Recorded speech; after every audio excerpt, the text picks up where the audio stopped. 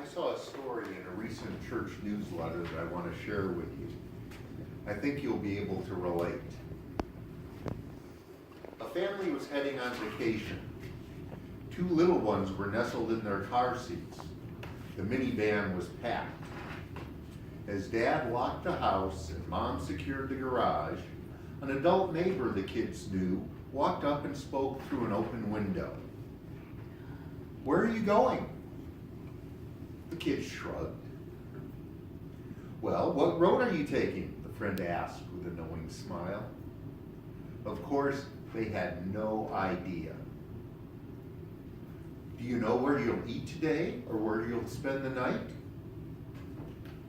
Blank stares. Then the neighbor asked, "Who are you traveling with?" The kids broke into grins and shouted, "Mommy and Daddy."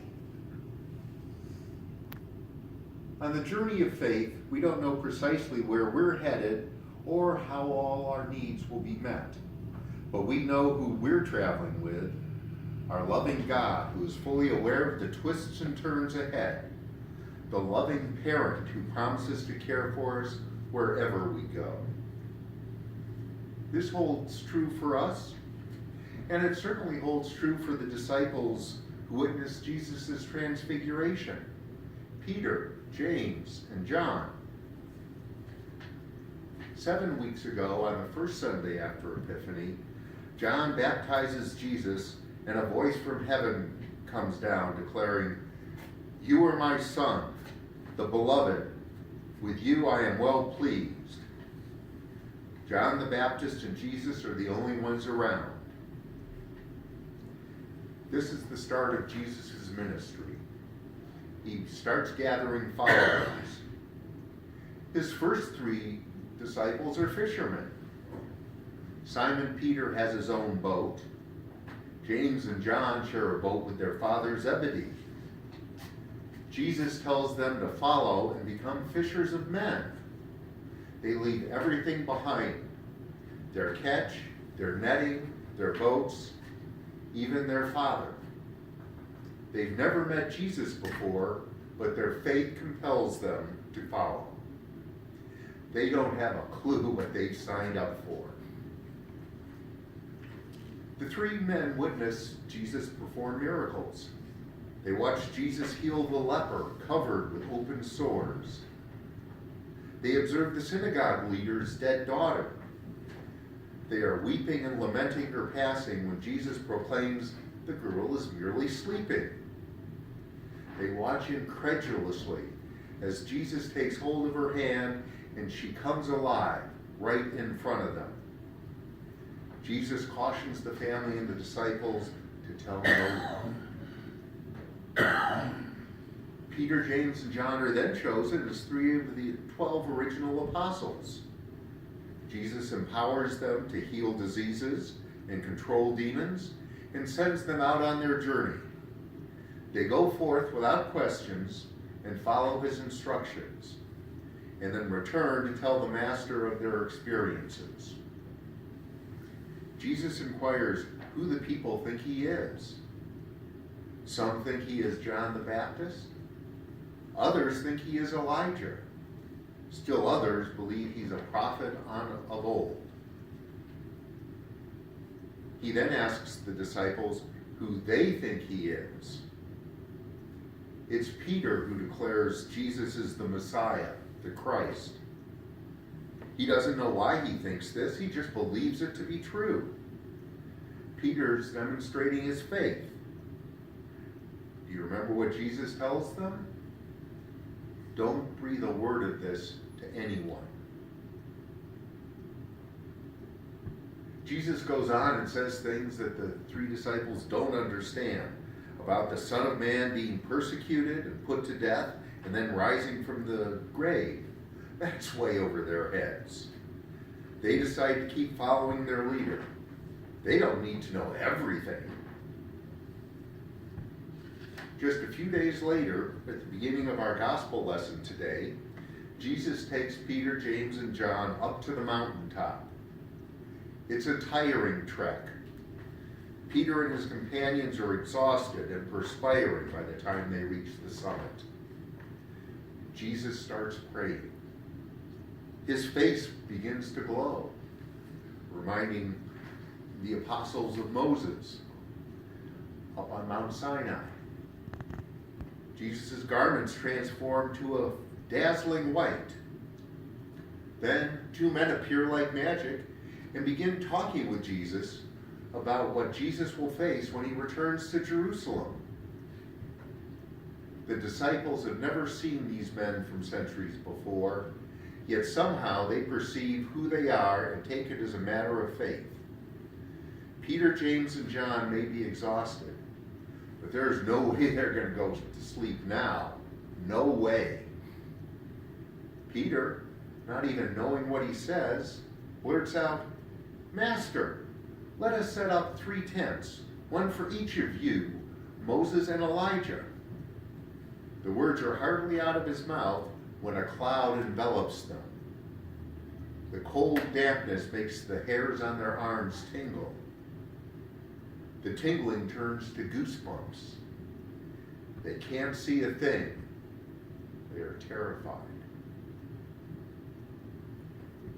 A voice comes from deep inside the cloud and says, "This is my son, my chosen. Listen to him." Jesus is the Son of God. If the 3 disciples have harbored any doubts about Jesus before, the doubts are gone now. And so are Moses and Elijah. The 3 mortals are alone with Jesus. The disciples talk together on the way back down the mountain, and they make a pact.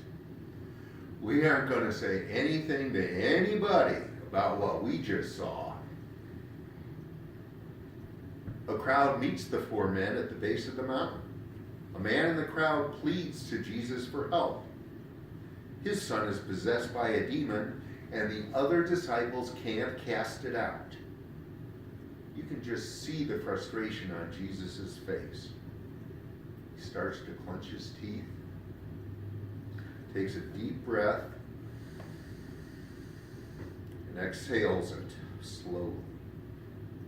Jesus tries to remain calm, but as he stares at the disciples and the crowd, his tongue lashes out like a whip. "You worthless and perverse generation, how much longer will I have to put up with you?" He turns to the Father and commands, "Bring your boy here." The demon hurls the boy to the ground in convulsions, but Jesus rebukes the unclean spirits, heals the boy, and returns him to his father. The gospel passage concludes, "And all were astounded at the greatness of God." And all were astounded at the greatness of God. Has that ever happened to you? It happened to me. It wasn't that long ago that I was like the boy, possessed by a demon. It was definitely an unclean spirit. I didn't know it at the time, but my demon was alcohol. I had had some problems in my life.